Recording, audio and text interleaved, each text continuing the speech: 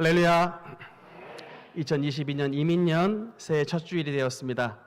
오늘도 변함없는 믿음으로 주님 앞에 나오신 우리 모든 능력교회 성도 여러분께 하나님께서 이 시간 한량없는 성령의 능력으로 여러분의 가정과 여러분의 심령에 충만하게 채워주시기를 주님 이름으로 축원합니다.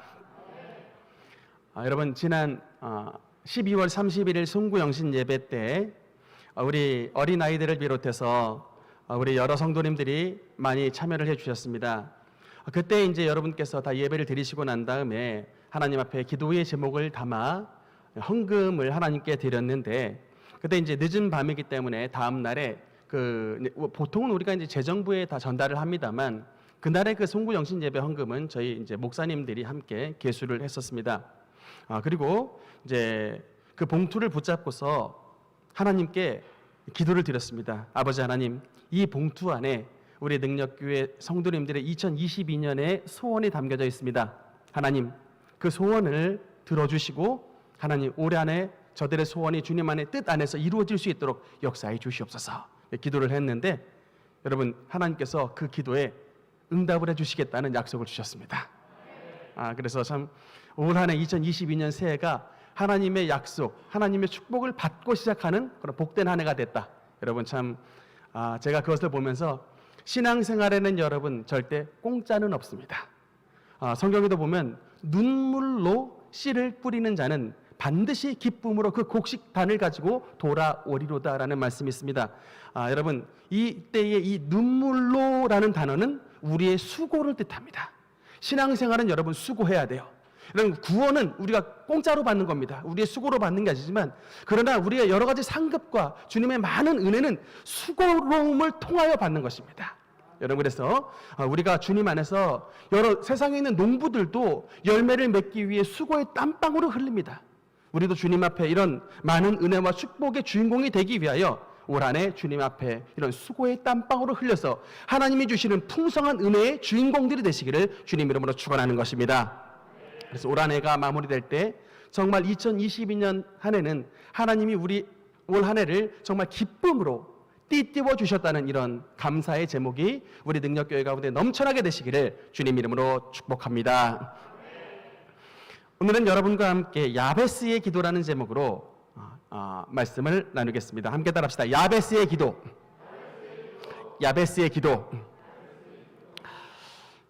우리가 성경을 읽다 보면 참 이 성경은 이 기도에 대한 굉장한 많은 이야기를 담고 있다라는 사실을 발견을 합니다. 여러분 그 기도하면은 혹시 누가 떠오르십니까?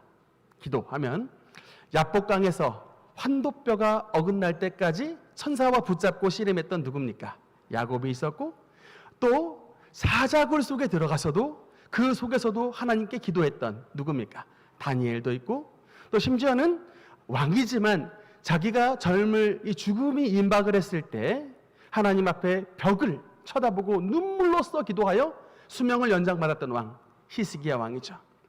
이런 여러 믿음의 선진들도 있었고, 얼마나 여러분 애타게 기도하셨던지, 기도 중에 땀이 흘렀는데 그 땀방울이 핏방울로 변화가 됐던 여러분, 이분이 누구십니까? 우리의 구주 예수 그리스도인 것입니다.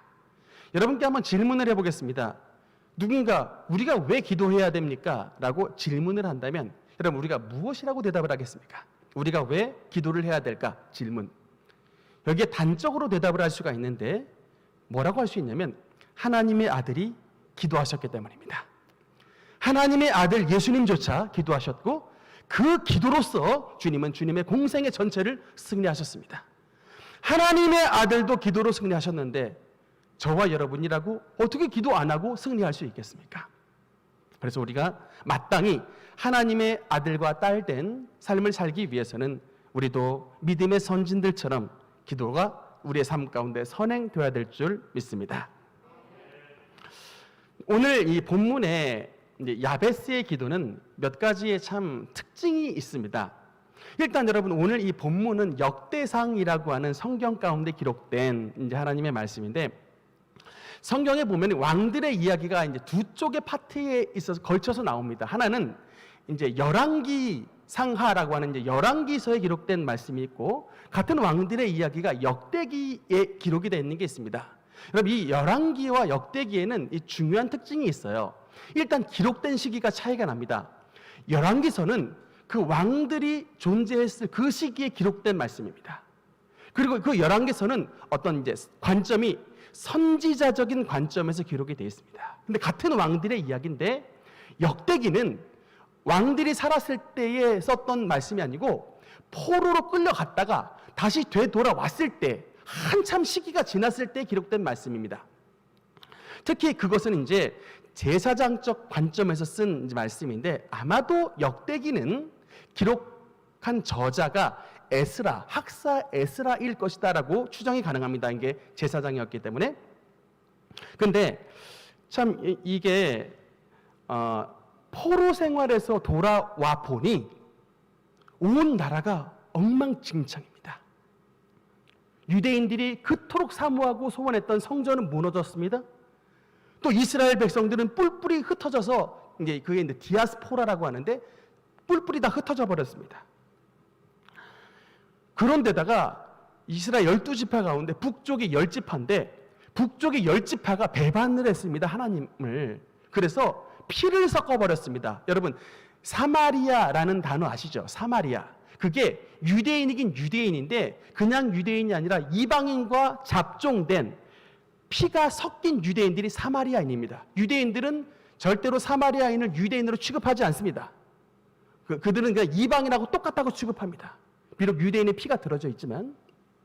그래서 그러고 난 다음에 이제 유다의 역사를, 이스라엘의 역사를 이런 유다 지파의 중심으로 다시 써 내려가기로 결심하고 성경을 쓴 것이 바로 이제 역대상과 역대하인데, 그래서 이제 특히 여러분, 우리가 이스라엘 사람들을 뭐라 그래요? 유대인이라 그러죠. 유대인. 이 유대인이라는 단어를 이때 처음으로 썼습니다.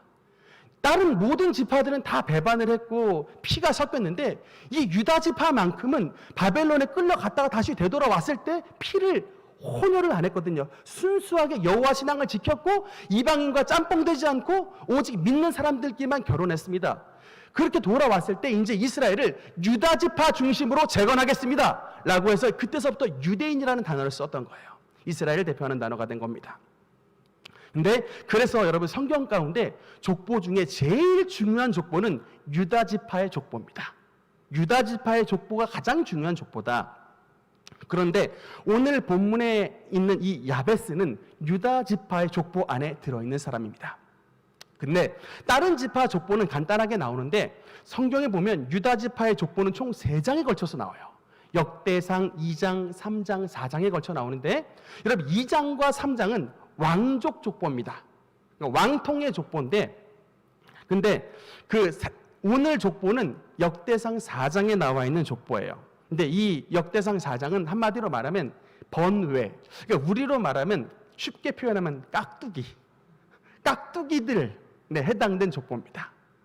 그러니까 메인이 아니에요. 비주류. 근데 오늘 본문에 나와 있는 야베스가 이런 비주류에 속해져 있는 그런 족보 속에 들어있는 인물이었다. 참고로 역대상 4장에 우리가 알고 있는 유명한 사람이 또 들어있어요. 그 약속의 땅에 들어갔던 갈렙 있죠. 갈렙도 이 말하자면 비주류, 쉽게 말하면 그런 깍두기 출신에, 참 이게 족보는 좋지 못하지만 끝까지 신앙을 유지해서 그 족보 안에 들어갔던 이런 인물인데, 제가 참 이 성경을 보면서 느꼈던 게 있습니다.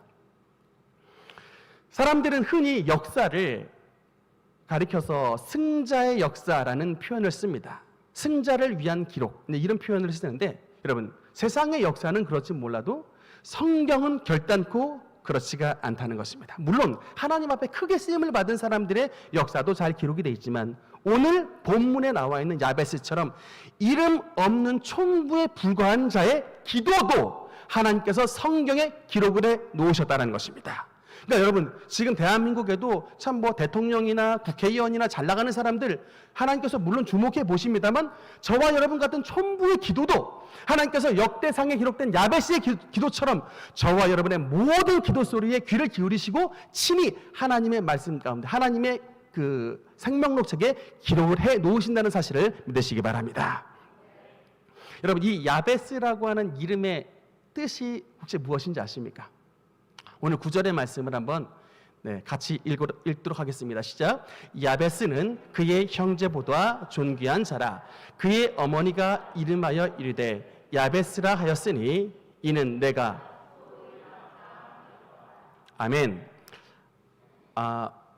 일단 여러분, 이 야베스라는 말은 히브리어로 야차브라는 단어에서 왔습니다. 이 야차브라는 뜻이 뭐냐면 고통, 페인 이런 뜻입니다. 고통.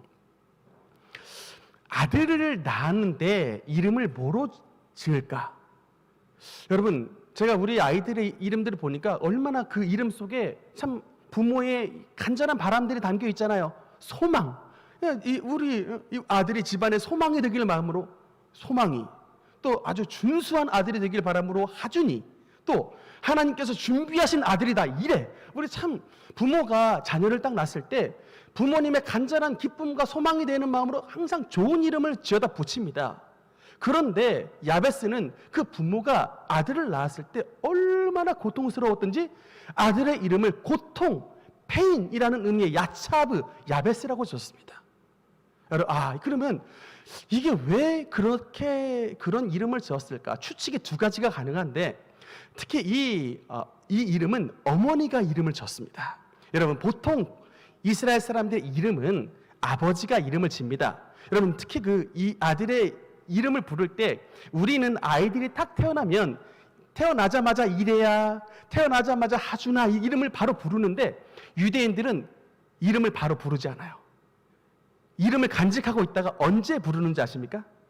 아이의 할례를 받는 8일째, 이스라엘 백성으로서 표시를 딱 하는 그 8일째 할례 받는 그날에 아이의 이름을 처음으로 딱 부릅니다. 너는 이 날에 비로소 이스라엘 백성이 되었다는 의미로 딱 짓는 거예요. 그 자체도 얼마나 여러분 참 하나님의 자녀에서의 이 의미가 담겨져 있습니까? 그런데 할례를 베푼 그날에 야베스를 고통이라는 의미로 딱 자녀를 불렀을 때 그 얼마나 부모의 마음이 아팠겠냐고요. 왜 그랬을까? 두 가지로 추측을 해볼 수가 있는데, 아마도 구약시대에는 지금처럼 산부인과가 없기 때문에 아이를 낳는다라고 하는 것 자체가 굉장히 그 여자들에게 큰 고통이어서 라헬 같은 경우는 아이를 낳다가 죽었습니다. 그런 시대 속에 살았기 때문에 아마도 야베스의 어머니가 아이를 낳을 때 굉장한 난산을 겪지 않았을까라고 추측이 가능하고, 또 한 가지 더 추측은 그게 아니다 할지라도 아마도 이 야베스는 아버지의 이름이 기록이 전혀 안 된 걸로 보아 유복자였던 것 같습니다. 야베스가 태어났을 때 남편은 죽고 없는 그런 이 아이는 막상 태어났는데 아이를 기르려다 보니 내가 어떻게 기르겠습니까? 아이가 그러니까 고통 덩어리예요.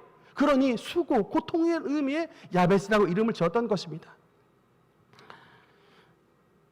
정확한 사연이 무엇인지는 알 수 없지만 분명한 건 이 야베스가 태어난 환경이 오늘날 대부분의 사람들처럼 이런 유복한 환경에서 태어난 게 아니라 불모지 같은 환경에서 태어난 아들이었는데, 이 야베스는 그럼에도 불구하고 이런 불모지와 같은 환경을 뚫고 결국에는 하나님의 의의 나무와 같이 장성한 하나님의 위대한 신앙의 샘플이 되었다는 사실을 깨달을 수가 있습니다.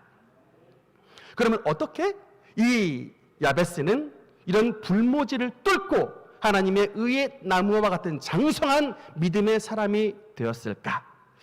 제가 이 야베스의 기도를 보면은 참 야베스의 신앙을 알 수가 있습니다. 여러분, 그 다음 화면을 보면요, 야베스의 기도라는 파트가 나오는데, 이게 참 안타깝게 우리 지금 개역 개정판에는 말씀이 좀 바뀌어서 돼버렸습니다. 우리 맨 위에 게 이제 개역 개정판 말씀인데, 야베스가 이스라엘 하나님께 아뢰어 이르되 주께서 내게 복을 주시려거든, 이런 이렇게 말씀이 지금 그렇게 이제 번역이 돼서 나왔는데, 예전 성경에는 개역 한글판은 이렇게 돼 있습니다. 야베스가 이스라엘 하나님께 아뢰어 가로되 원컨대 주께서 내게 복을 더하사라고 말씀이 나와 있습니다. 그래서 이게 조금 지금의 말씀이 번역된 것을 보면 뭔가 조금 이게 복의 축복의 의미가 조금 이게 좀 약간 감소돼 있는 것을 우리가 알 수가 있는데, 제가 히브리 성경을 찾아봤다는 거 아니겠습니까? 제가 히브리 성경을 찾아봐서 과연 그럼 개정의 번역에 맞는가, 한글판의 번역에 맞는가를 제가 히브리 원문으로 한번 붙여놔 봤는데, 그냥 뭐 이렇게 아래 한글로 보시면 되겠습니다. 아마르, 이게 아마르, 임, 바라크, 라바 이렇게 써 있지 않습니까? 아마르는 말하다라는 뜻이고요. 임은 이제 기원문 또는 이제 약간 조건절 이런 임 그런 뜻이고, 바라크가 이제 복입니다. 여호와께서 복을 주시며 그들에게 이르시되 생육하고 번성하여 땅에 충만하라 할 때 이 복을 주시며라는 단어가 이 바라크라는 단어예요. 근데 원문에 보니까 바라크, 라바 이렇게 써 있어요. 이게 라바는 더하다 그런 뜻이에요. 그러니까 여러분 이게 어떤 번역이 더 옳습니까? 바라크, 라바, 복에 복을 더하사라는 말씀이 사실은 더 성경 히브리 원문에 더 가까운 단어라는 거죠. 더 맞는 번역이었다. 참 제가 이것을 왜 이 말씀이 참 제게 다가왔냐면, 야베스는 이런 척박한 환경에서 태어났음에도 불구하고 자기가 믿는 하나님을 뭐로 바라봤다는 거예요? 복의 근원으로 바라봤다는 겁니다. 모든 만복의 근원이 내가 믿는 하나님으로부터 출발합니다 라고 하는 그런 그 마음이 있었기 때문에 바라크, 복의 복을 더하여 주시옵소서. God is good God. 하나님은 선하신 하나님, 하나님은 좋으신 하나님, 하나님 나에게 축복의 하나님이라는 것을 이 야베스는 믿었다라고 하는 것입니다. 여러분, 많은 사람들이 그렇게 생각을 해요. 살아가면서 특히 이 척박한 환경 가운데 태어난 요새의 많은 젊은이들이 그런 생각을 합니다. 나는 뭐 이런 환경에 태어났기 때문에 달라질 것 없고, 나는 무능하고, 나는 무기력하고, 나는 이렇게 살다 죽을 것이다. 그래서 뭐 3포 세대, 뭐 7포 세대 이런 단어들을 쓰잖아요. 여러분, 사실은 그게 사탄의 간교한 거짓말입니다. 여러분, 이건 진짜 사탄의 거짓말이에요. 절대 그 사탄의 거짓말에 속아 넘어가서는 안 됩니다. 하나님은 저와 여러분에게 복을 더하시는 축복의 하나님이십니다. God is good God. 하나님은 살아계셔서 우리에게 좋은 일을 하시는 분이신 것을 믿으시기 바랍니다. 우리에게 무슨 말씀을 하셨습니까? 할 수 있거든이 무슨 말이냐? 믿는 자들에게는 능치 못하심이 없다라고 말을 하고 있는 것입니다. 내게 능력 주시는 자 안에서 내가 모든 것을 할 수 있다라고 사도 바울은 선언했습니다. 내게 능력 주시는 자 안에서 I can do all things 다 할 수 있다. 내게 능력을 주시는 자 안에 있으니 내가 어떤 것도 할 수 있다라고 하나님을 자신의 축복의 근원으로 삼았다는 것입니다. 여러분, 이 마음이 너무나 중요해요. 여러분, 우리가 부모님의 재산을 나의 축복의 근원으로 삼으니까 좌절하는 거예요. 근데 우리는 부모님의 재산이 없어도 좌절하지 않습니다. 왜? 그것보다 우리 아버지가 더 크시니까. 우리 아버지 하나님을 축복의 근원으로 둔 사람은 설사 조금 가난하고 설사 조금 어렵다 해도 좌절하지 않아요. 왜? 모든 축복의 원천이 하나님께 있으니까. 근데 그것을 내가 믿지 않고 부모님의 유산을 나의 축복의 근원으로 삼으니까 그것 없으면 좌절하는 거예요. 여러분이 지금 어떤 시야를 가지고 하나님을 믿느냐가 여러분의 믿음의 현 주소인 것을 믿으시기 바랍니다. 참 여러분, 성경의 이사야서 60장 22절에 보면 이런 말씀이 있습니다. 제가 굉장히 좋아하는 말씀인데, 그 작은 자가 1000명을 이루고 그 약한 자가 강국을 이룰 것이라. 때가 되면 나 여호와가 속히 이루리라 라고 말씀하고 있습니다. 여러분, 하나님은 우리에게 무슨 말씀을 해요? 그 작았던 자, 우리 작다고 말씀하세요. 그 약했던 자, 약하다고 말씀합니다. 그러나 하나님은 우리의 역전의 용사가 되시는 거예요. 그 작은 자가 1000을 이룰 것이고 그 약한 자가 강국을 이룰 것이라. 하나님을 믿으면 우리 인생의 역전이 반드시 나타난다는 사실을 믿으시기 바랍니다. 성경에 보니까 야베스 그 고통 덩어리가 어떻게 바뀌었습니까? 성경에 보니까 야베스는 존귀한 자라라고 말씀이 나옵니다. 여러분, 이 존귀한 자, 이게 무슨 뜻인지 아십니까? 그냥 이게 노블, 그냥 뭐 이게 귀한 사람 이런 의미가 아니에요. 성경에서 존귀한 자라고 할 때 이 단어는 그 가족이나 그 마을 공동체의 대표자를 존귀한 자라고 말을 하는 것입니다. 사무엘이 성경에서 존귀한 자니라고 말씀이 나와요. 사무엘이 이스라엘 공동체 전체의 대표가 됐는데, 그 존귀한 자라는 단어가 고통 가운데 태어났던 야베스를 수식하는 표현이 됐던 것입니다. 특별히 여러분, 이 야베스는 유다지파 전체를 대표하는 기도자로 나와 있습니다. 여러분, 유다지파 전체의 족보에 다 훑어봐도 다른 사람의 기도가 나오질 않아요. 오직 딱 한 사람, 야베스의 기도만 나옵니다. 이 말은 뭐예요? 비록 이렇게 고통 가운데 태어났던, 불모지 가운데 태어났던 이 아들이지만 이 야베스가 얼마나 하나님을 의지했든지 하나님께서 그의 인생을 완전히 역전시켜 주셨는데 결국은 유다 지파 전체를 대표하는 하나님 앞에 가장 신실한 기도꾼으로 주님께서 그의 이름을 가장 높은 곳으로 만들어 주셨다는 사실을 믿으시기 바랍니다. 근데 여러분, 굉장히 중요한 영적인 원리가 여기에 있습니다. 야베스의 우리가 기도에서 우리가 이제 기도에 대한 부분을 조금 나눠야 될 텐데, 성경에 보니까 기도하는 것 중요하지만 모든 기도가 다 응답이 되는 게 아니라고 말씀을 합니다. 혹시 여러분 가운데 기도는 열심히 하시는데 내 기도는 왜 이렇게 응답이 안 되지? 라고 의문이 달리면 이 이제 응답되지 않는 세 가지 유형을 한번 참고를 한번 해보셨으면 좋겠습니다. 첫 번째, 응답되지 않는 기도는 뭐라고 말씀을 하냐면 정욕의 기도라고 말씀을 합니다. 야고보서 4장 3절 한번 같이 읽겠습니다. 시작. 구하여도 받지 못함은 정욕으로 쓰려고 잘못 구하기 때문이라. 아멘. 내가 간절히 기도를 했는데 그 기도가 하나님 앞에 상달이 되지 않았다면 하나님께서 그 첫 번째 원인자로 뭐라고 했냐면 그 기도가 내 정욕, 쉽게 말하면 나의 탐심을 가득 찬, 탐심을 위한 기도가 됐기 때문에 응답이 안 된다라고 말씀을 합니다. 예수님을 믿는 사람들 가운데 어떤 분이 막 술 장사 하시는 분이 있어요. 하나님 막 술 장사 해가지고 매출 가득히 올려가지고 이것 가지고 하나님 앞에 10일 좀 하겠습니다. 여러분, 하나님은 그 기도를 탐심의 기도라고 말합니다. 오늘날 이렇게 바른 얘기를 하는 사람들이 없어가지고 신앙이 다 그냥 물 탄 듯 됐는데, 여러분 성경에서 뭐라고 말하는지 아십니까? 창녀의 돈 번 것과 개 같은 자의 소득은 하나님 앞에 어떤 서원이든지 가져오지 말라고 했습니다. 여러분, 하나님 앞에 바르게 살아서 정직하게 헌금을 드려야지 창녀의 번 돈과 개 같은 자의 소득은 어떤 서원으로든지 하나님 앞에 가져오지 말라고 말씀합니다. 차라리 돈 벌지 말라는 거예요. 그렇게 기도해서 그렇게 뭐 술 장사해가지고 남 막 망가뜨리는 죄 짓는 판 벌려가지고 해놓고는 그거 가지고 하나님 앞에 헌금 드리겠다? 정욕의 기도라는 거야. 회개부터 하라는 겁니다. 여러분, 케네디 가문이 저주 한번 들어보셨죠? 케네디 대통령 죽고 난 이후에 지금까지 여러분 막 케네디 가문에 막 저주가 끊이지 않잖아요. 막 최근에 보니까 아놀드 슈왈제네거의 부인이 케네디 가문 그 사람 아닙니까? 또 거기 막 하여튼 또 이혼하고 하여튼 막 온갖 나쁜 일들이 다 벌어지는데 그 가문이 그 술 장사해가지고 남 망가뜨려가지고 술 장사해가지고 번 가문이에요. 돈 부쌓았던 가문입니다. 아버지가 돌아갔을 때 아들 케네디 죽고 나서 막 비행기 사고 났고요. 형님 자살하고 하여튼 막 난리가 난 가문인데 바로 그를 고백을 하고 죽었다는 건 아니겠습니까? 내가 사람들 망가뜨리고 났더니 그 형벌이 나에게 임했구나. 여러분, 탐심의 기도, 정욕의 기도 절대로 하나님 앞에 응답되지 않는다는 사실을 믿으시기 바랍니다. 그다음 두 번째 응답되지 않는 기도는 의심이 담겨져 있는 기도라고 야고보서 1장 6절 7절에 말씀하고 있습니다.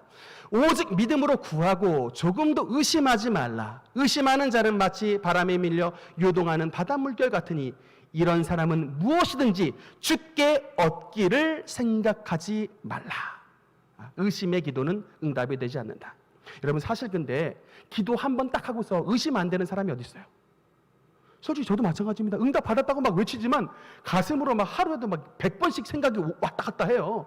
하나님, 제가 진짜 다른 사람이 아니라 제가 진짜 의심의 기도를 하는 사람이군요. 제가 고백을 한두 번 할 때가 아닙니다. 여러분, 그래서 우리는 이 의심하지 않는 기도가 되기 위해서는 인내의 기도를 드려야 되는 거예요. 인내의 기도를 드려서 지금 마음속에 의심이 차고 내 마음속에 도무지 안 믿어도 그럼에도 불구하고 내 생각보다 크신 하나님을 믿겠습니다라고 계속해서 믿음으로 인내로 나아가면 제일 처음에 의심으로 가득 찼던 나의 마음이 점점 의심은 줄어들고 점점 하나님이 주시는 확신으로 가득히 차게 되어 있습니다. 이제 확신이 딱 찼다 그러면 그거 응답받는 표시인 거예요. 다음 세 번째, 여러분, 또 우리가 응답받지 않은 세 번째 기도의 유형은 미움이 담겨져 있는 미움의 기도라고 마가복음 11장 25절에 말씀합니다. 서서 기도할 때 아무에게나 혐의가 있거든 용서하라. 그리하여야 하늘에 계신 너희 아버지께서도 너희의 허물을 사하여 주시리라. 하나님께서 우리의 허물을 사하여 주지 않는데 여러분 우리의 무슨 기도가 상달이 되겠습니까? 그런데 그렇게 우리의 기도가 상달되기 위해서는 하나님께서 우리 보러 용서하라고 말씀했어요. 남을 미워하는 그 미움 속이 미움이 들어간 기도가 이미 내가 정죄가 되어 있기 때문에. 그래서 여러분 사실은 남을 용서하고 남을 미워하지 않는 것은 쉽지 않은 일입니다. 그러나 그냥 경제적 가치를 생각해서라도 내가 기도할 때 내 기도가 막히는 것보단 차라리 저 인간 그냥 용서하고 내 응답받는 게 더 낫다. 참 이렇게 근데 또 이렇게 긍정적으로 생각을 하셔도 돼요. 우리 속에 있는 정욕과 탐심을 제거하고 우리 마음속에 있는 의심의 씨앗들을 날려버리고 우리의 마음속에 있는 모든 미움과 원망을 십자가에 못 박아버리면서 우리의 모든 기도의 걸림돌들을 제거한다면 이제는 하나님의 응답의 보물 상자가 열려지는 때가 다가오게 되는 것입니다. 성경은 우리가 이렇게 우리의 마음을 정죄하고 깨끗해졌으면 뭐라고 말하냐면 무엇이든지 원하는 대로 구하라. 그리하면 주시리라고 말씀했습니다. 무엇이든지 원하는 대로 구하라.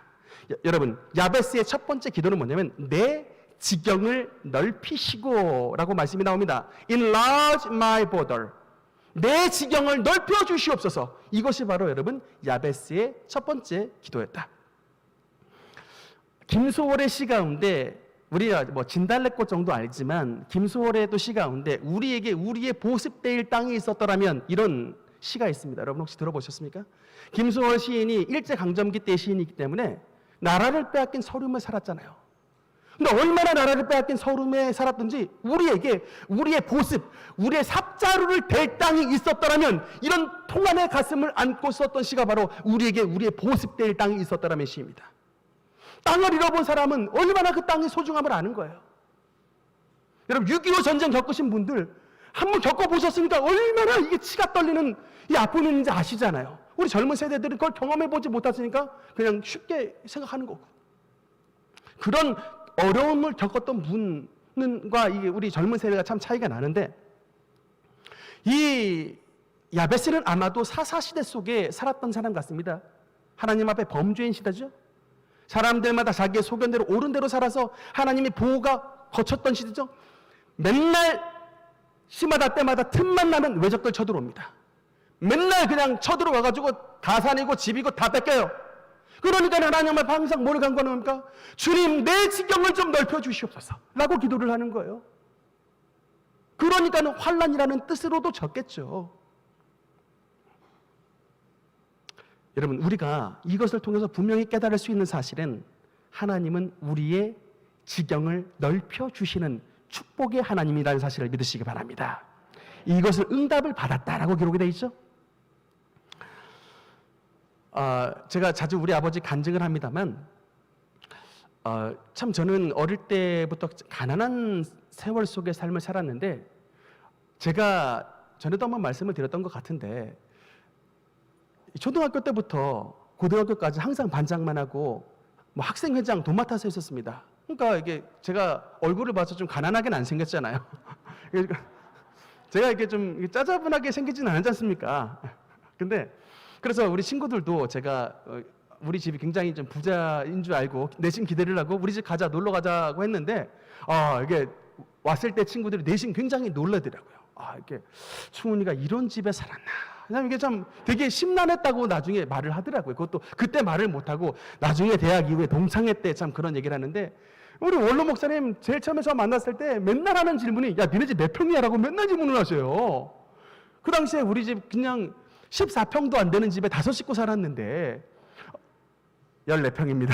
이렇게 말을 차마 못하겠는 거예요. 그래서 맨날 그 질문 나오면 그냥 화장실로 도망가고 이리저리 막 도망을 갔는데 참 그렇게 오죽이나 가난을 했으면 우리 집에 막 쌀이 떨어져가지고 라면을 한 달 동안 먹었던 집 아니겠습니까? 참 요사이 그런 집 잘 없는데 저희는 아무튼 그렇게 살았어요. 근데 우리가 은혜를 받고 하나님의 성령을 충만하게 하시고 난 다음 하나님께서 우리 가정에게 정말 물질의 축복을 부어주시더라고요.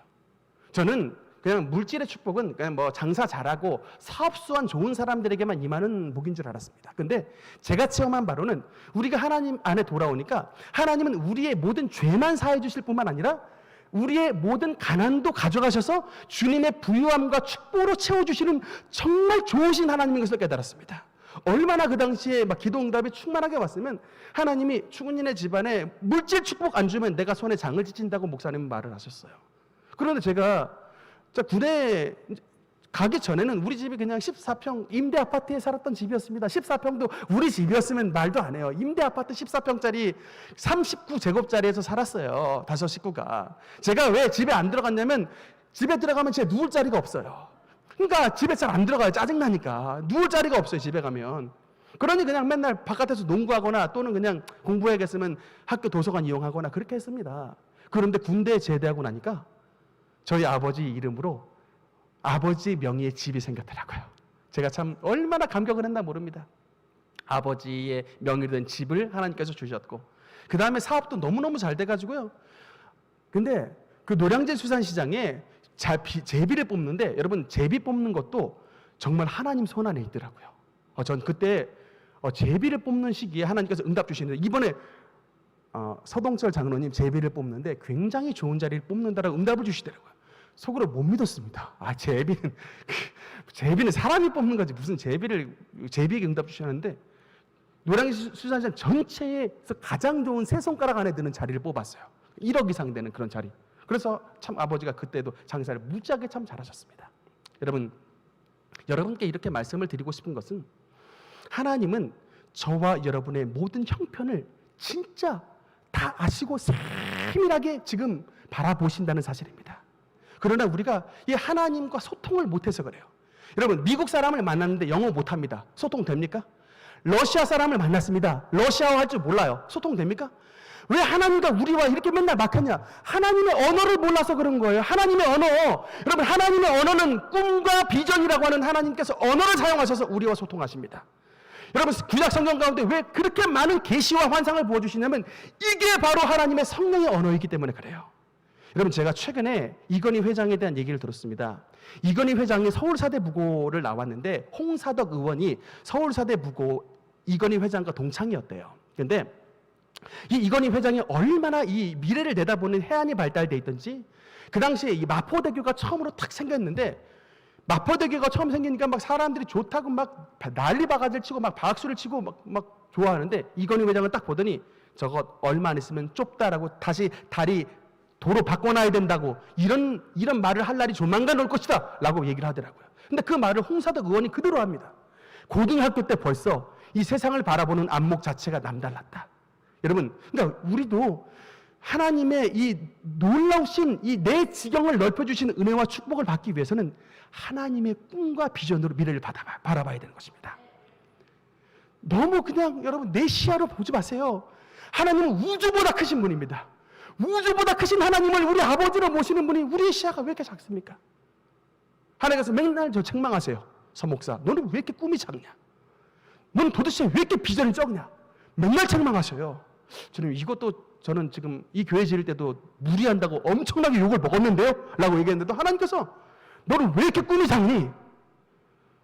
성령의 언어는 비전과 꿈이라고 말을 해놓고는 너는 왜 이렇게 꿈이 작냐라고 책망하신다니까요. 여러분, 하나님의 성령과 소통하길 원하시면 하나님의 언어인 꿈과 비전을 가지고 여러분의 미래, 하나님께서 주실 축복을 바라보시는 우리 성도님 되시기를 주님 이름으로 축원합니다. 두 번째, 야베스의 기도는 주의 손이 나를 도우사의 기도입니다. 이게 영어 성경으로 보면 Your hand might be with me라고 써있죠. 이 기도는 뭐예요? 당신의 손이 나와 함께 하사의 기도인 것입니다. 그러니까 야베스의 두 번째 기도는 하나님께서 나와 함께 하여 주시옵소서. 임마누엘의 기도가 바로 야베스의 기도였던 것입니다. 저는 사람을 만나면 어리석은 사람과 지혜로운 사람을 제 기준으로 판단합니다. 여러분은 저 사람이 지혜로운 사람이다라고 판단하면 좋은 대학 나왔다고 생각을 하고 저 사람이 조금 지혜롭지 못한 사람이다라고 하면 별로 이렇게 학벌이 좋지 못하다라고 생각할지 모르지만 저의 기준은 다릅니다. 저는 지혜로운 사람과 어리석은 사람의 기준을 뭐라고 판단하냐면 저 사람이 자기 자신을 진짜 지혜로운 사람이라고 생각하면 저는 그 사람을 어리석은 사람으로 생각합니다. 근데 저는 저 사람이 진짜 지혜로운 사람이라고 생각하는 건 뭐냐면 항상 자기를 낮추고 항상 주님의 은혜 없이는 살 수 없다라고 고백하는 사람, 저는 그 사람을 속으로 진짜 지혜로운 사람이구나 라고 생각을 합니다. 여러분 왜 그러냐면 뭐 세상적으로 잘 배웠고 뭐 사업적으로 성공하고 남들한테 대우받는 사람들 지혜로운 사람이라고 인정받을 수 있습니다. 근데 진짜 그 사람이 어리석은 게 어려움을 딱 만나보면 알아요. 어려움을 딱 처해보면 그런 사람들은 자기의 방법을 의지해요.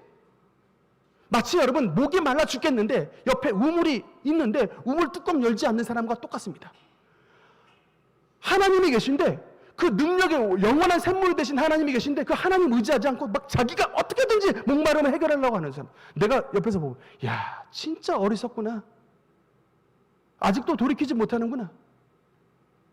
근데 진짜 지혜로운 사람은 뭐 많이 못 배웠든 물질이 좀 부족하든 여러분 그 모든 어려운 상황 가운데서도 하나님께 의지하는, 그래서 하나님으로부터 도움을 받는 그 사람, 제가 정말로 여러분 지혜로운 사람이라고 감탄을 합니다. 성경에 보니까 우리의 믿음의 선조들이 전부 지혜로운 사람인데 그 지혜는 겸손에 담겨져 있습니다. 여러분 믿음의 조상 아브라함이 자기를 뭐라고 말한지 아십니까? 먼지라고 말했어요. 먼지. 하나님 앞에서 티끌과 같은 나라도 여호와께 한마디 하겠습니다. 여호와 앞에 한 말씀 여쭙겠습니다. 자기를 먼지 덩어리라고 말을 하는 거예요. 여러분 이사야 선지자는 뭐라고 말했습니까? 오라 나는 입술이 부정한 사람이요 오라 나는 부정한 자로다라고 말을 하지 않습니까? 이사야 선지자가 진짜 여러분 부정한 삶을 살았던 사람이겠습니까? 다른 사람들보다 100배, 1000배 훨씬 더 거룩하게 살았겠죠. 그러나 하나님의 영광 앞에 섰을 때 자기의 입술의 부정함을 발견하니 나는 허물이 많은 사람이라고 그렇게 겸손하게 나갔던 건 아니겠습니까? 여러분 이렇게 주님 앞에 자신을 낮추고 하나님 앞에 어린 아기와 같이 주님의 신령한 젖을 사모하는 그런 어린아이와 같은 믿음을 가진 자 하나님께서 함께 하시고 도와주시는 것입니다. 여러분 진짜 하나님이 도와주시는 것은 뭐냐면요, 하나님께서 그 사람의 마음을 움직여 주십니다. 여러분 우리 지축 능력교회 시작부터 오늘날에 올 때까지 하나님께서 그 사람의 마음을 움직여 주셨습니다. 여러분 처음에 우리 능력교회 건축 시작할 때 큰샘 집사님 찾아갔습니다. 갑자기 친구가 와가지고 논산훈련소에 장교로 있는데 300만 원 도와달라 그랬어요. 여러분 같으면 그냥 딱 와서 도와달라 그럴 때 선뜻 내주는 사람이 있겠습니까? 근데 하나님께서 마음을 만져주시잖아요. 뭐라고 말했냐면 3천만 원 빌려달라고 하지 않아서 다행이라고. 이런 친구입니다. 우리 류큰샘 안수 집사님이. 하나님께서 마음을 만져주십니다. 그의 아버지 류용상 장로님 퇴직금 받으셨을 그 타이밍에 어떻게 기가 막히게 알고 우리 능력교회 참 땅이 필요했는데 7천만 원을 제가 말씀을 드렸어요. 여러분 700만 원도 그냥 주기 어렵습니다.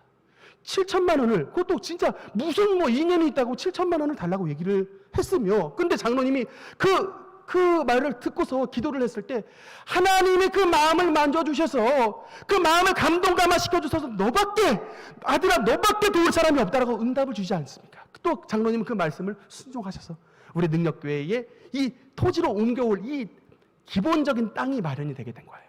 여러분 하나님이 돕는다라는 것은 여러분 바로 이거예요. 내가 뭔가 절박한 상황 가운데 뭐 우리 큰샘 집사님 뭐 우리 유용상 장로님뿐만 아니라 이름을 일일이 다 말할 수 없는 우리 능력교회 여러 성도님들이 이 교회 건축에 앞서서 하나님께서 다 마음을 만져주셨어요. 다 마음을 만져주셔서 다 기쁜 마음으로 참여하게 하셔서 그 작고 연약하게 시작했던 우리 교회가 지금 이렇게 하나님의 은혜로 번듯하게 세워진 교회가 된 것입니다. 여러분 스스로 이것을 해결하려고 하지 마세요. 야베스는 그 축복의 근원, 나를 도우시는 하나님을 알았습니다. 그래서 하나님 앞에 정말 무릎 꿇고 기도했던 거예요. 주의 손으로 나를 도우사, 주의 손이 나와 함께 하사 나를 이 모든 위경에서 건져내어 주시옵소서.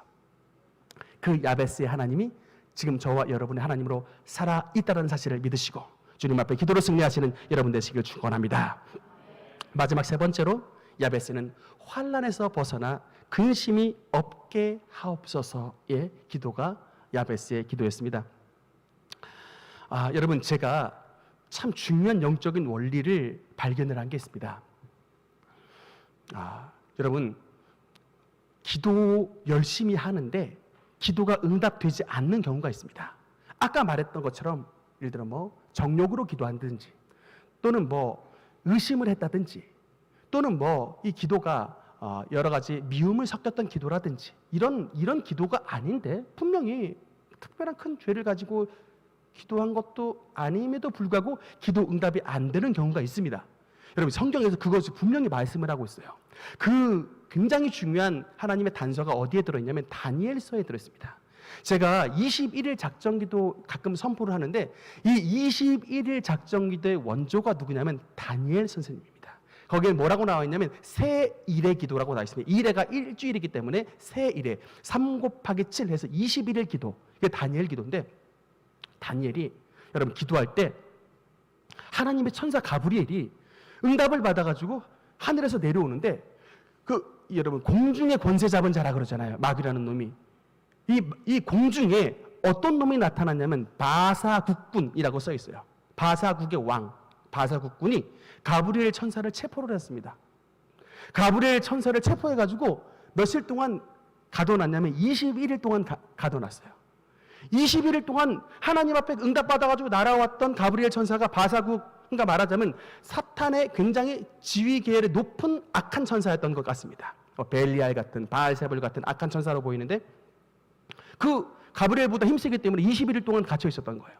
근데 21일 동안에 다니엘은 하나님 앞에 금식하며 유흥을 즐기지 아니하고 하나님 앞에 신실한 마음으로 21일 이제 작전 기도를 끝냈는데, 작전 기도를 끝냈던 날 하나님이 천사 누구를 보내시냐면 미카엘 천사를 보내신 거예요. 하나님의 군대 대장 장관. 얼마나 힘이 세든지 그가 칼을 휘두르면은 그 공중에 있었던 사탄이 땅으로 떨어져 버리는 어마어마한 권세를 가진 하나님의 군대 장관과 같은 그런 천사인데, 하나님께서 미카엘 천사를 보내가지고 그 가브리엘 천사를 체포하고 있었던 바사국의 악한 사탄을 쳐버려서 결박을 풀으시고 나니까 그 가브리엘의 응답이 다니엘에게 비로소 전달이 돼서 이제 그 모든 환란이 언제 끝나게 된다라는 계시가 임하게 됐습니다. 제가 여러분께 뭐를 말씀을 드리고 싶어서 이것을 말씀드리냐면, 환란과 근심이 여러분 하나님의 축복과 하나님의 뜻이 아니라는 사실입니다. 여러분, 제가 꼭 말씀을 드리고 싶은 것이 뭐냐면, 혹시 그 가운데 가정에 계속된 불화, 가정에 계속된 어떤 다툼, 부모 자식 간에, 부부 간에 이런 반목들, 이런 것들이 여러분 하나님께서 여러분의 가정에게 주신 축복이 절대로 아니라는 사실을 깨달아야 합니다. 이거는 마귀가 우리 가정에 뿌려놓은 가라지고 엉겅퀴입니다. 그런데 이게 쉽사리 나가지가 않아요. 그럼 다니엘의 기도를 가지고 왔던 가브리엘 천사도 사단의 이 바사국군에게 잡혔습니다. 제가 여러분께 뭘 말씀을 드리고 싶으냐, 우리의 기도가 응답받기 위해서는 정말 이런 작정기도나 금식기도나 방언기도 같은 하나님 앞에 능력의 기도를 드려야 여러분 응답받는다는 사실을 믿으시기 바랍니다. 특별히 하나님 앞에 응답받는 능력의 기도는 방언기도입니다. 여러분, 방언 받으셔야 돼요. 여러분, 방언기도는 우리의 생각의 기도가 아니라 영을 관통하는 기도입니다. 영을 관통하는 기도에서 사탄이 방해하지 못합니다. 이 사탄이 방해하지 못하는 관통하는 기도이기 때문에 굉장한 능력이 있습니다. 방언기도 열심히 하는 사람 하나님 앞에 큰 은사와 능력이 임하고 막 신유가 임하고 예언이 임하고 하나님 앞에 질병을 치료받는 놀라운 신유의 역사가 임하게 됩니다. 왜? 방언기도는 그 자체가 능력 있는 큰 하나님의 능력이 담겨져 있는 기도이기 때문에. 지난 몇 해 전에 우리 하나님께서 저에게 이 새벽기도 강단 가운데 계시를 주셨어요. 저는 그냥 예전에는 기도를 어떻게 했냐면, 하나님 질병 낫게 해주시옵소서, 하나님 위장병 치료해 주시옵소서, 하나님 관절염 치료해 주시옵소서, 하나님 우리 성도님들 가운데 갑상선 걸린 분 많습니다, 갑상선 치료해 주시옵소서. 저는 예전에 기도를 이렇게 했어요. 하나님 뭐를 치료해 달라고 기도를 했습니다. 근데 2016년도 계시를 통해서 하나님께서 저에게 밝혀주신 것은, 그것을 기도하기 전에 그것을 갑상선을, 위장병을, 관절염을, 우리의 몸에 질병을 가지고 온 그 악의 세력을 쫓아내라 라는 계시를 주셨습니다. 그래서 여러분, 항상 저는 예를 들어 이제 질병을 치료하기 위한 기도를 드릴 때 우리의 몸속에 질병을 가져온 그 악한 존재를 쫓아내는 기도를 드립니다. 이걸 대적 기도라고 해요.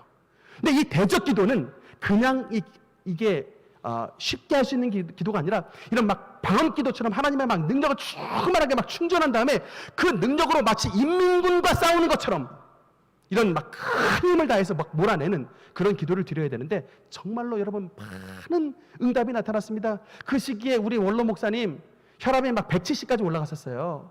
근데 혈압이 막 170까지 올라가면 여러분 그냥 병원 가가지고 혈압약 타다서 먹죠? 그냥 보통 사람들은 다 그냥 혈압 올라갔으면 깜짝 놀라가지고 병원 가서 그냥 병원 약 타가지고 혈압 내리는 것으로 만족합니다. 근데 우리 원로 목사님은 그렇게 하질 않았다니까요. 딱 제가 선포했던 말씀을 하나님의 말씀으로 받아들이고 아멘하고 난 다음에 몸에 혈압을 갖고 온 이 악의 세력을 그러니까 막 줄기차게 물리치시는 거예요. 새벽 기도 때.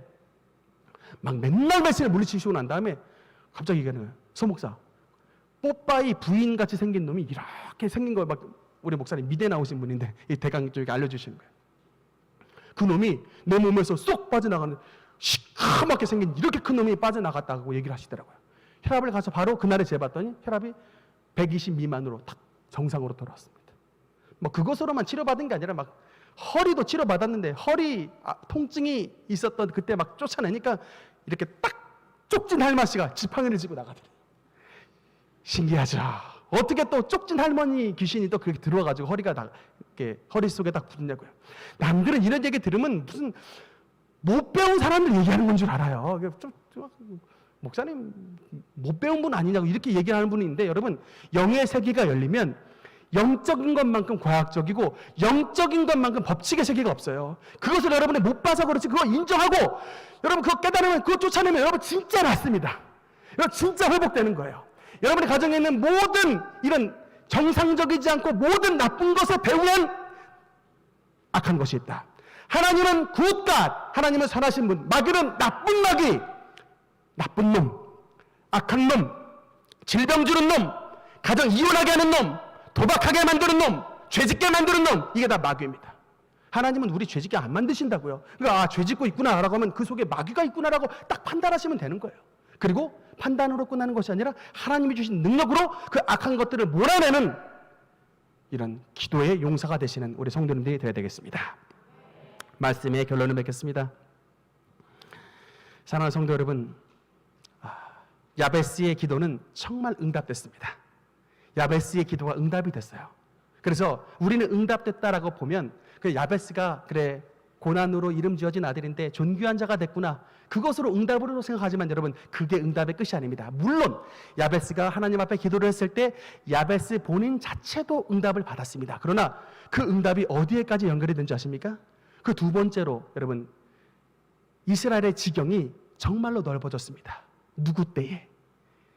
유다의 후손으로 왔던 다윗 왕 때에 유다의 지경이 맨날 침범받고 맨날 빼앗겼던 이런 유다의 나라가 다윗과 솔로몬 때 아브라함에게 약속하셨던 그 모든 약속의 땅을 회복되게 되고 정복하게 하는 내 지경이 넓혀지게 되는 은혜를 누리게 되고 뿐만 아니라 그때 모든 백성들이 환난에서 벗어나 근심이 없는 나무 그늘 아래 안전히 살았더라라고 하는 하나님의 약속이 이 야베스의 기도를 통해 나라 전체가 축복을 받게 됐던 것입니다.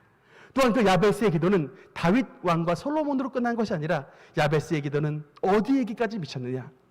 유다 지파의 후손으로 오신 나사렛 예수 그리스도로 말미암아 온 세계가 주님의 복음으로 말미암아 그 지경이 넓어지게 되는 은혜를 누리게 됐던 것입니다. 여러분 정말 우리가 정말 이렇게 주님 앞에 주님의 뜻에 합당한 기도를 하면 여러분 자신만 복을 받는 것이 아니라 여러분의 후손을 통해서 여러분의 가정이 더욱더 바르게 세워지고 여러분의 후손을 통해서 여러분의 가문을 더욱더 빛나게 하는 만세의 축복을 여러 사람들이 나눠주는 축복의 후손들이 태어나게 되는 은혜를 여러분 믿으시기 바랍니다.